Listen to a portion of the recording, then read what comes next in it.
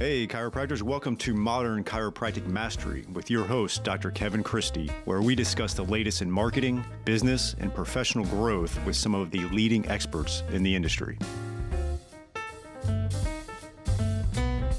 Hey, docs, welcome to another episode of Modern Chiropractic Mastery. Today, I'm excited to bring Tim Hawkins to our episode, and he is a CFO. He does some fractional CFO work, and we'll describe what that is.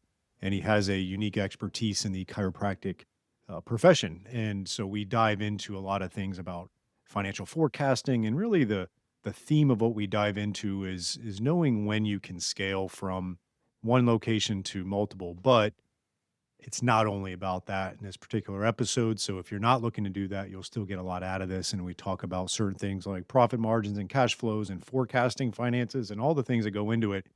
And a lot of you may have an accountant and you have a bookkeeper. Those tend to be kind of after the fact professionals oftentimes, right? Like, so they do your taxes or do your books.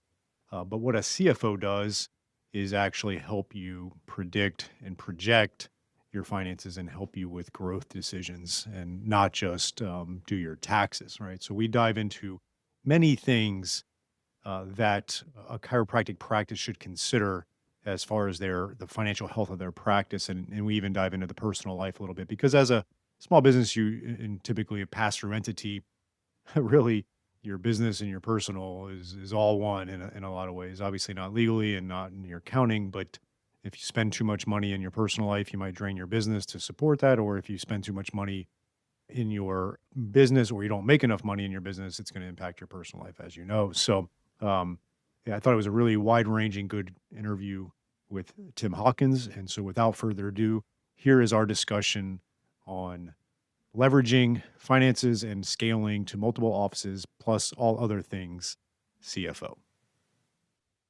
All right, I got Tim Hawkins on the show today and excited to dive into, what a fractional CFO is, how that can help a practice, when you may, certain things you need to understand for your one practice, and then when it might be time to, if you wanted to open up a satellite office or a second location, or even scaling further from there. But before we dive into those topics, give us a little lay of the land, Tim. Where are you located? What's some of your background, some of the work you've done with chiropractors? Sure. Thanks, Kevin. I'm located just outside of DC in Virginia. That's our core base, but we work with people across the country, few foreign countries as well. Been working with chiropractors for 10, 12 years now. Nice. Varying sizes, multiple clinics, individual solo clinics, across the board, other medical practices as well. So seeing some of those similarities there and how that transfers over to, wisdom around the chiropractic world. And yeah. Yeah, that's awesome. And then I guess let's set the tone. Define for us what a fractional CFO is, because I know a lot of chiropractors would love to have a CFO for various reasons, and not be in the nitty gritty of all the finances. And obviously, hiring a full time CFO usually commands well into the six figures. And there's certain things out there that we're seeing now, whether it's CFO or CMO, like marketing person, VAs, virtual assistants. You can do kind of a fractional situation now. So how would you define fractional CFO, and what would a chiropractor look for in that role? Absolutely. It's what happens a lot of times. This is traditionally what happens with small businesses. Mhm. Is you'll have a bookkeeper. Those debits and credits and those invoices need to go out and those revenues need to be collected and counted.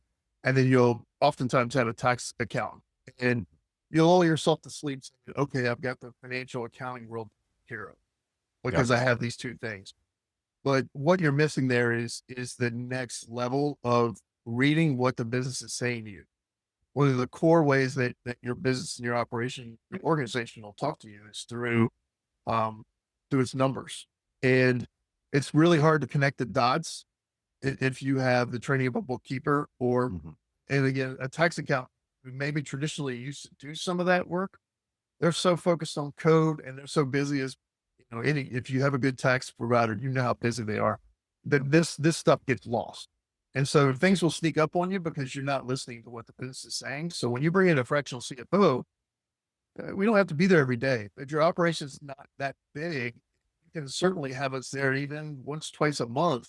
Kind of look at what these numbers are. Make sure you set disciplines around your processes on accounting and finance, Mm. and then get you accustomed to looking at, key ratios. Either specific to the industry, like what's happening with your patients and your router utilization, but also then pulling it back. What does gross margin mean? What's EBITDA mean?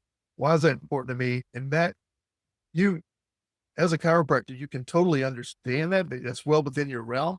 It just takes consistent conversation around it, and then you will start to use those tools to make better decisions. So having a CFO doing that kind of a fractional thing really makes a lot of sense today, and it really helps people have an impact on health of the business. Yeah, I think I've been practicing for 20 years. I've been owning my own outright for 15 years, and I just now feel like I'm getting the beat of it. I'm not an expert by any stretch, but I do have 15 years experience in my practice, and I've made plenty of mistakes. And I've done a lot of fortunate, a lot of interviewing of experts like yourself, and things of that nature. And I would say I finally understand what a healthy practice is financially, and one of the sayings that I often reference from Westgate is volume is vanity, profit is sanity, and cash is reality, right? Because a lot of people get concerned. They might read their P&Ls at the end of the year and it says, profit of $75,000. And you're like, well, where's that $75,000, right? Um, and so that's different than actual $75,000 cash. Profit on a P&L looks differently. And so people get very confused with that. Um, what are what would you say in that regard? I just want to, it's kind of a sidebar topic, but on that profit and loss at the end of the year, when someone sees that number and they say to themselves, wow, I actually was profitable, but I don't feel like I have any money anywhere. Where to go? What's the reality behind that? Absolutely. So the first thing I would say on that is the way the hair stands up on the back of my neck when you say at the end of the year when you look at this number. So one of the big things that I bring into this is Mhm. by that point, it's kind of too late, right? Yeah. So, Mhm. and that's the difference between, I would say, accounting, where bookkeepers typically lie, and Mhm. accounting controller type things lie. They look backwards to make sure the data is accurate. The finance and the CFO is going to be looking forward. So, where that goes, so I would want to be looking at this monthly, at least quarterly, but Mhm. monthly we should be driving home what we're seeing, and what your end of year is going to look like probably by September if it's calendar year. We have a good handle on that, and so where that goes is there's a lot of other things happening. There's AR that's maybe not being collected. Um, Mhm. there could be equipment purchases that end up capitalized on the balance sheet that don't flow through to your profit. Um, and then things like paying down debt, Mhm. owner distributions, things that are happening on the balance sheet will absolutely affect cash, but won't necessarily show up on a good accrual P&L in your Mhm. profit. Yeah, and I'm glad you broke that down, and I wanted to just start with that for people because it does get confusing, and then I think it helps us set the tone for where a CFO really just plays a key role. Because one of the other things I've said a lot of times is often your accountant is kind of the postmortem of the situation, right? Like, Right. okay, it's February, I'm getting to your 2024 numbers, and we're going to file your taxes, and it is what it is, right? Like they're kind of doing the postmortem, and then obviously submitting things to IRS. And that's a huge thing that needs to be done, and there's not discounting that. But very rarely is the accountant, unless they are designed as a CFO, I guess, um, would be really helping you project to say, you know what, yeah, your parameters are pretty good. Like we just wrapped up Q1 of 2025, obviously, as we record this.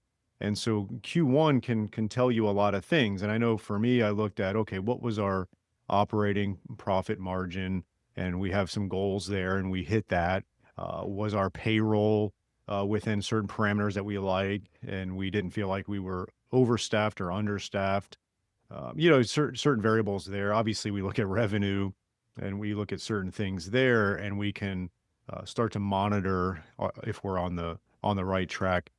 Do you find that Q1, like kind of looking at Q1, can really help set the tone for the rest of the year for a practice? Absolutely. I think, and his key word there is around budgeting, right? Mm. And looking at those quarters. So I think use whatever quarter just ended, be it Q1, Q3, and you're rolling forward. What's this going to tell me over the next 2 to 3 quarters? So, um, every quarter matters. They're all very similar. If you have seasonality, understanding that by knowing your quarters is going to be huge.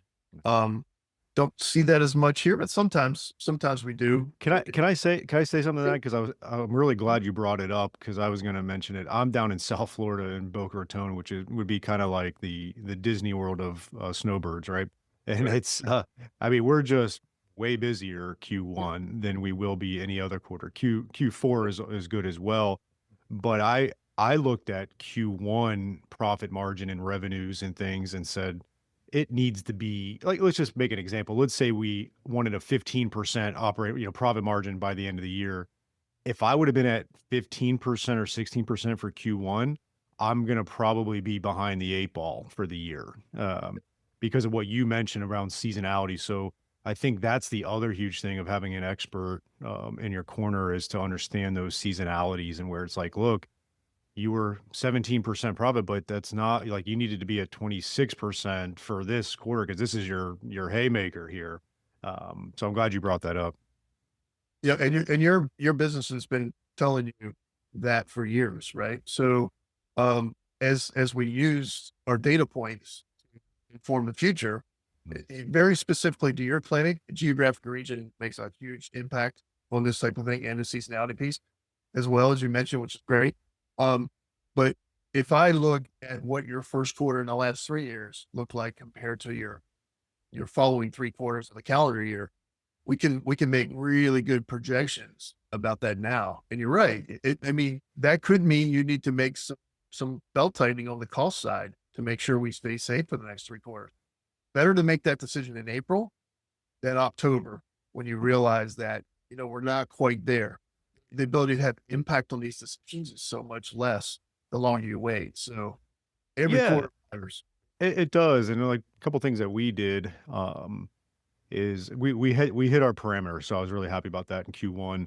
But one of the things we learned last year from a guest presenter, which was really good, was that we're just slower in the summer. But I always waited until the summer to start increasing marketing because I had time to do that. But we realized we needed to hit that more like in April, like right now, is to start to look at ways to increase our marketing presence in the summer. It's going to be slower, just the way it is, but can we make it better than previous summers? And that's one of the things we will do is so I'll compare quarter over quarter, which is obviously that's what everybody should do. You want to see your trend lines as well, but like, I'm going to look at my Q3. So Q3 is our worst quarter because that's going to hit basically September, August, and July, which is just not our bread and butter here.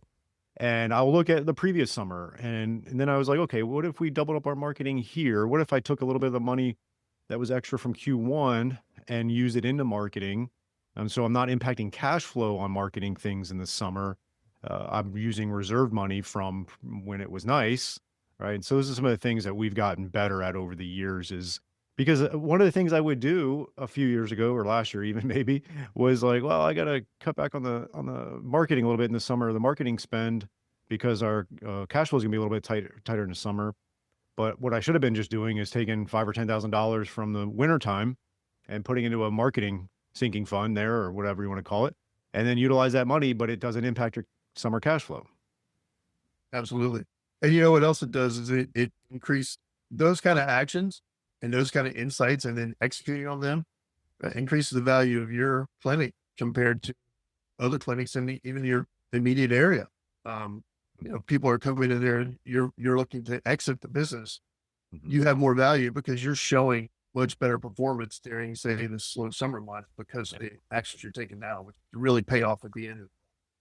Love it. Love it. Let's take a break from today's episode and announce our first sponsor. This is going to be Propel Marketing and Design. I've known Darcy Sullivan for years. We've worked hand in hand on my websites. I don't trust anybody else to do this search engine optimization. She does a great job. There's so much to it. A lot of the lingo and the words are beyond my comprehension, but it's just amazing work that she does. And if you're really going to get results with Google, you have to make sure your website is SEO optimized. And I really don't want you doing it yourself as a chiropractor. So you just have to have this type of stuff done. And if you're looking to get more organic online traffic that pulls in new patients, Propel Marketing and Design is currently offering chiropractors who listen to this podcast a free SEO website review. The free review will help you uncover methods that will improve your website and boost your search engine visibility. Head over to propelyourcompany.com/chiropractor and schedule your free SEO website review. You won't regret it. She gets great results. Your website needs this. Your search results need this. Head on over there to propelyourcompany.com/chiropractor to get your free SEO website review. So I want to segue a little bit, but I'll prep us for it. And we kind of, there's parameters of having a healthy one practice location and really feeling like, what, we're doing pretty good. And I know that it's always harder with small businesses because a small business could essentially overspend in their personal life and drain their business accounts. And so theoretically, the business would be healthy if they weren't draining it from the personal life. But let's say that's not the case.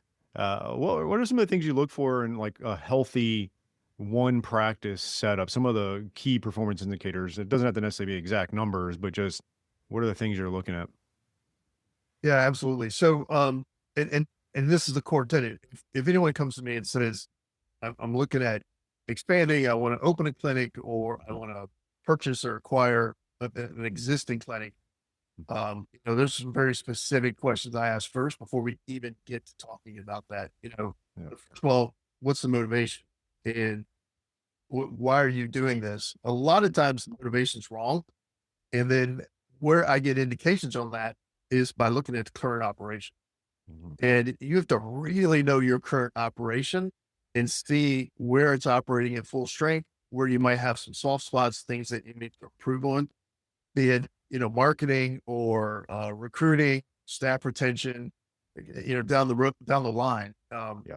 And you need to know those things. You need to know your KPIs. I need to be able to wake you up in the middle of the night, ask you what your goal, provider capacity utilization is, and you just Mhm. learn it out, fall back asleep. You need to build that out so that you're operating as best as possible, so that you're moving position of strength into this new expansion. So, I want to see cash flow healthy, not just for the last year. I like to see that consistent over a couple years. How you flow through slow points, like the summer you mentioned. I want to see how your staff retention is. Are your providers happy and your admin staff happy, and they stayed for a while? If you introduced any new services, products, had they had enough time to settle down so that we really see the profitability of them and the value they're adding to the practice? Um, and then what kind of war chest you built up to actually finance an expansion, Mhm. things like that. I'll add one more, which I think is huge that we run into every day, is technology. And we have some softwares that everyone uses, some key ones in the industry. And I think a lot of the focus happens in the front end and the Mhm. patient engagement, and all that type of stuff that rolls into the billing. But the back end of that software also, there's a lot of data in there, should be informing, more macro things about how the business runs, you know, uh, average patient value or patient lifetime value, um, revenue per patient, revenue per visit, collections. A lot of Yeah. times we bill really well, we don't collect nearly as well, those kind of Mhm. things. So really seeing how the team understands that software, Mhm. all these things give me a comfort level to start talking about, hey, let's expand, let's open a new clinic, Mm. let's go make an acquisition. Yeah, I like that. And there's a lot of things that we could um, kind of chat about from there. And one of the things I wanted to kind of touch on because it's tricky. You mentioned collections, and you could have two clinics and one could have a 30% profit margin, right? I'll say, oh, that's really good and everything. And you have another clinic that's got 15, or let's just call it, let's go even lower. It's got like 10% profit margin. And you're like, oh, okay, that clinic's probably not as healthy. But if clinic A, because what I see a lot with chiropractors is their revenue is so low, right? Like they're 200,000 a year revenue. They keep their overhead very low, and so their profit margin is pretty good. But what they're absolutely paying themselves and what they're absolutely collecting and hoarding away is not a lot. Whereas the other clinic that's at 10%, maybe they're $1 million or they're a $1.5 million or a $2 million clinic.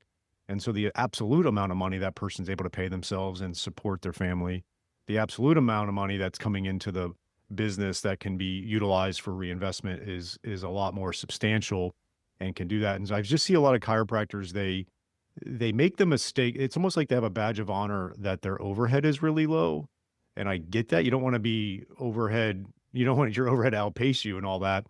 But there is the concept of like you have to invest and spend money to make money, right? And I think that's a key thing that someone with your skill set is able to talk to them about. Do you try to have that conversation with them? It's like, look, you do have to spend some more money, or if you went from this 900 square foot office to 2,000 square foot, you'd be able to double your revenue each week, or have another provider or two, and things of that nature. Is that some of the stuff that you look at as well? Absolutely. I think the way I would approach it, so the simple way to approach it for me is to set a mindset about what the expectations are on the business and Mhm. break it down in a few pieces. So when you look at the profit and loss, you got your top line revenue, your gross revenue, you got your cost of providing the services in the center, and then you have your support costs underneath.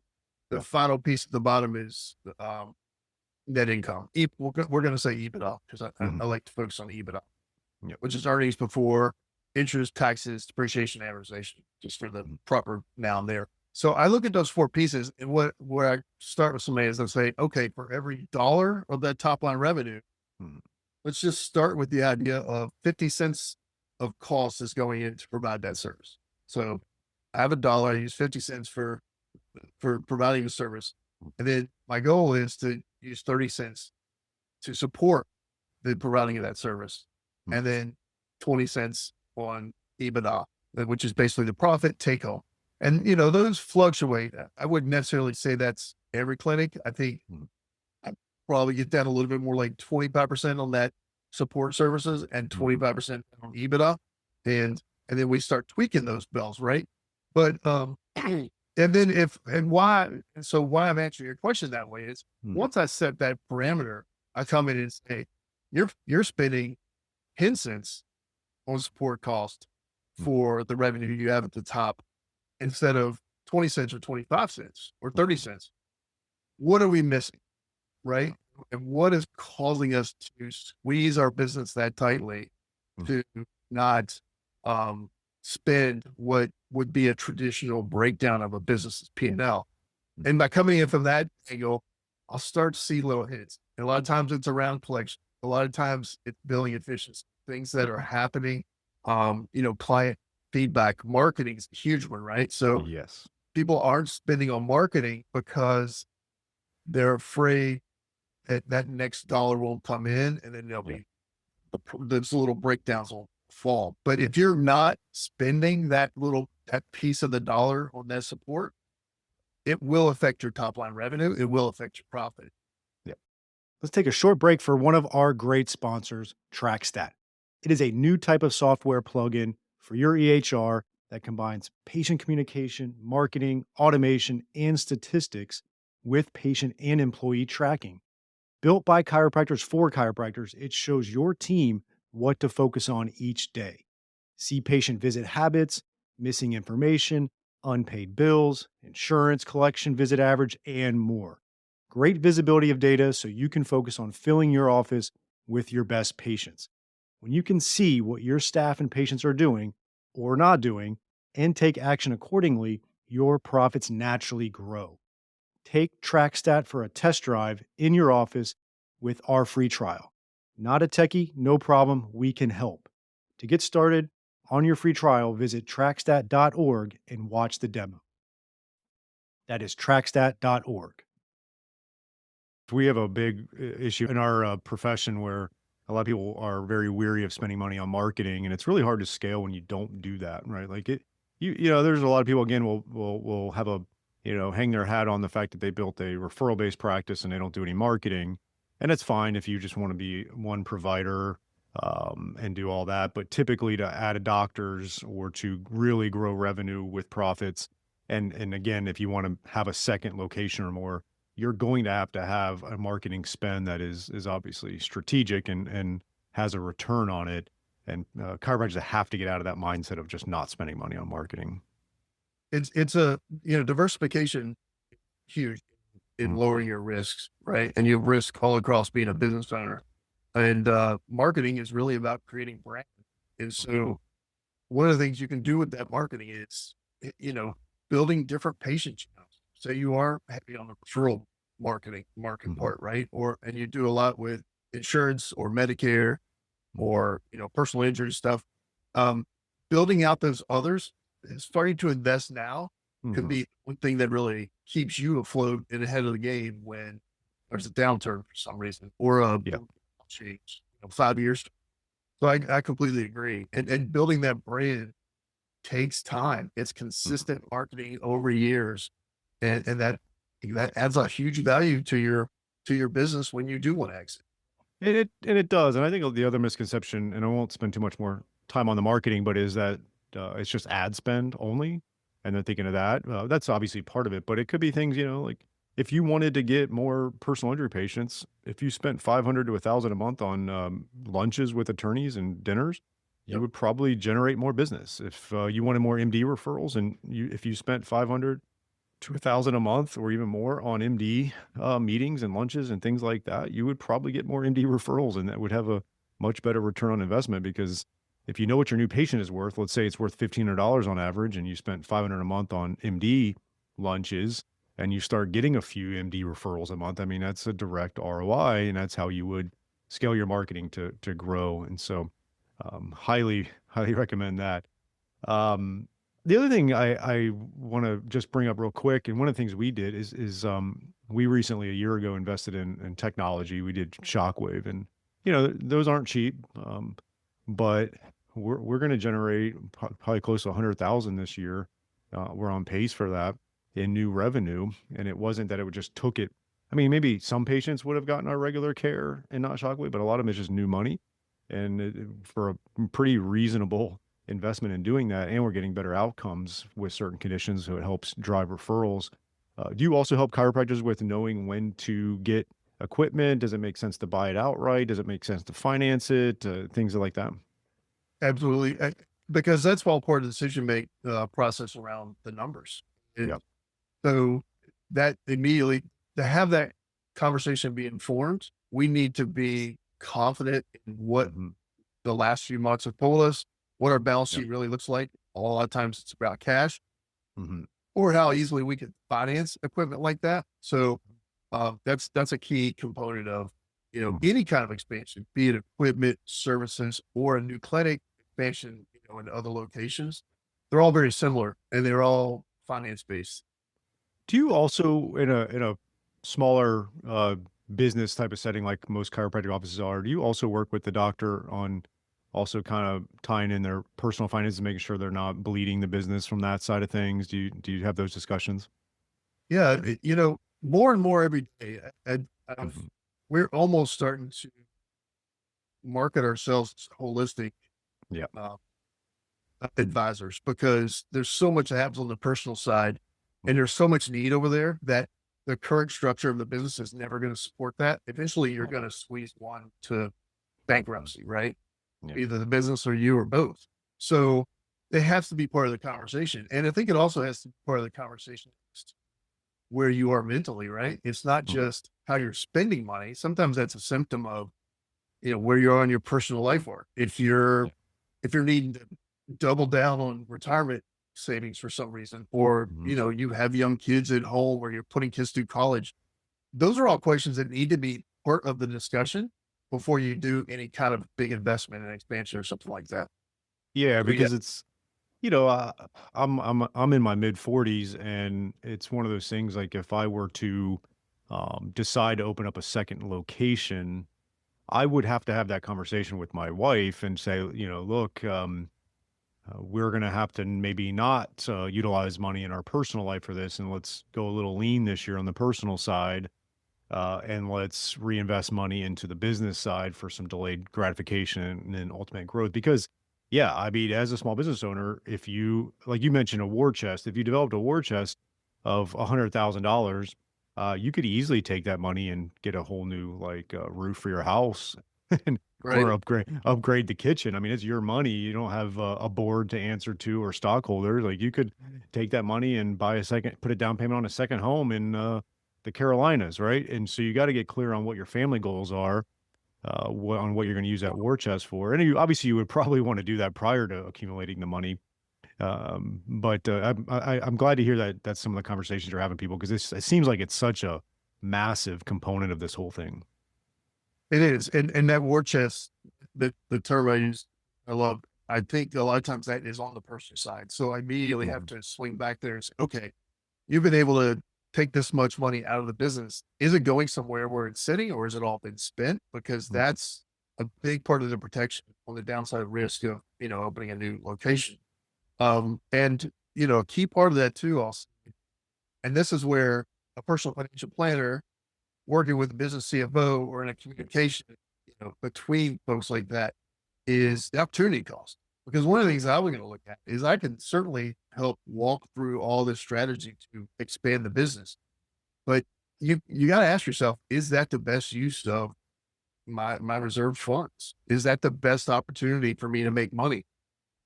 Based on the conversation, we may say, you know what, stock market's actually going to be better than this. So why take this risk? Those you have to have those clear-eyed conversations before you dive into something like this versus just push button saying, "I'm doing well. Let's open another one and do well double." Yeah, and it's a good point. And you mentioned it, like one of the first questions you asked them is like what their vision is and what their reasoning for wanting to open up another location or more. Because again, yeah, it may not be the best use of your investment to do that. You may be more wise to just expand and grow your one location, Right. depending on what the goals are. And so that's definitely fascinating. Or like you said, just investing. Maybe buying that second home that's going to appreciate and you're going to enjoy it on weekends with family. Maybe you're at that stage of your life where grandkids are coming and you want a place where the whole family goes to, right? It just all goes into Right. one's vision. That's cool. Let's take a short break from today's episode to tell you about the best decision I've made in my clinic in the last 10 years. And that has been adding shockwave therapy to our clinic. The outcomes have been really impressive. Certain conditions we were struggling with in the past, we're now seeing results with the shockwave therapy for that. And second of all, the ROI has been really good. When you make a big investment in something, you want to see a return. And we're seeing that return in clinical outcomes and in our investment. And that's been really nice to see. I chose Keenest Medical for 4 reasons. One is the technology is top notch. You have to have great technology. There's a lot out there that isn't quite up to snuff. The second thing is they have a really good clinical training. They have an exclusive partnership with Academy of Shockwave Excellence so that you can become clinically proficient in shockwave.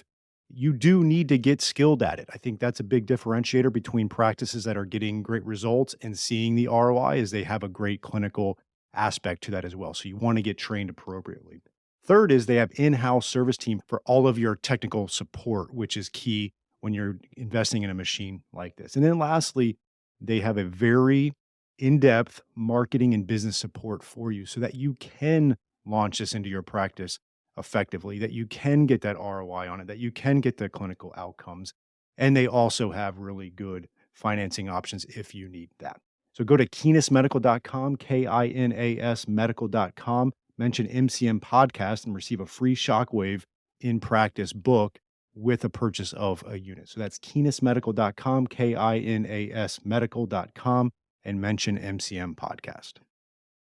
I guess the other last kind of question I have, and we can chat about this for a few minutes. Do you do anything to try to get a beat on or gauge a person's risk tolerance in this? And it's like, look, you got this money here, but let's keep that on tap for emergency, and then let's maybe see if we can get a bank loan to do a second location, or just what are some of your thoughts around the risk tolerance of it? Because obviously everybody's different, and some people can be Elon Musk, and some people cannot. Yeah. And we don't have to be that to obviously open up a second location. But what are some of the things you do to try to gauge that? So that's a great question. And that is absolutely underpinning the vision, mission, why questions that I asked in the front end, because if I haven't been working with you to date, I really don't know how you're coming into this. And Mhm. there are so many facets to the risk part. How you get the money. So you don't necessarily need a war chest sitting in your personal bank account. I mean, you can Mhm. get a loan from the bank, you can get financing from whoever the acquiree is a lot of Mhm. times in cell phone business. There's a lot of these options on ways to get money to finance an expansion. But if I don't realize, I need to understand on the front end if you're going to be losing sleep for the next 4 years because you have banked it. Like Yeah. there are people who just can't deal with the concept of having banked it, knowing other people money. I would never, if I don't know that ahead of time, that's going to be a headache, torture for Mm. both of us over the next Yeah. few. And so, yeah, understanding that risk tolerance is huge. And that's imputed in all of my conversations with clients. I will guide them to specific tax providers Mm. based on their risk tolerance. Your risk tolerance should match the risk tolerance of the person giving you tax advice. Otherwise, there's going to be sleepless nights. There's going to be anxiety involved in that. And if you're going to expand to another clinic, we talk about risk and that kind of thing and your tolerance for it, your role's got to change. I mean, Yeah. you're maturing into a CEO from a practitioner a lot of Mhm. time. And that's a huge change. It's really a different dynamic. What happens a lot of times, if you don't approach that clear eyed, your risk tolerance is, or your, the ability for you to handle the risk. If revenues are a little bit low, suddenly you end up at the new location, seeing patients when really what we need is you to be doubly focused on the overall macros about how we're getting this up to speed and how, just, and also not putting the old practice or the old location on cruise control. All this all buys Mhm. into your ability to how you react to risk, Mhm. which is one of the reasons I love to work with business owners for a little bit before they make a big decision like this, because Yeah. that's all kind of been inherent in our conversations. Yeah, it's I've seen situations, I'm sure you have too, where they open up that second location and then the first location starts to suffer because their Right. bandwidth is spread thin, and that's that opportunity cost that's there. And that happens. And yeah, I think everybody's relationship to risk is a reality that you have to take on. I think I do see a lot of people, and maybe you're seeing it as well. Obviously, private equity is getting into the chiropractic space, and they tend to like multi-unit businesses. I don't know if there's a magic number, but I've heard like having 10 locations would be really good to have a private equity person come in and swoop them all up and have your big payday. Is that some of the stuff that you see certain chiropractors working towards? Yeah, I don't think you need to be quite as big as 10 to Yeah. be seeing that. Once you're above 3 or 4, I think you Mhm. start to see those conversations start. And when we get into that conversation of a bigger business and more locations, um, you're one of the key factors to always talk about is that your buyers are Mhm. Oh, your yeah. your Yeah. your acquisition pool, your eventual exit. I mean, now you are dealing in the private equity world, the venture capital world a lot more clearly, Mm. and the pool is much smaller, right? And those guys are much more influenced by the macroeconomics of you know where we are, Mhm. economics countrywide, internationally. So you could suddenly, when your exit point hits, that could dry up, and you're not going to get a single clinic oftentimes buying a 5 clinic Mhm. practice, well, Yep. especially not at the premium, right? So, Mm. so that goes back to, so we do see that, to answer your question, and I think that goes back also to the transformation of the chiropractor business owner to have those conversations. Mm. You're building yourself as a CEO. You're developing yourself as a CEO and Mm. not a technical practitioner anymore.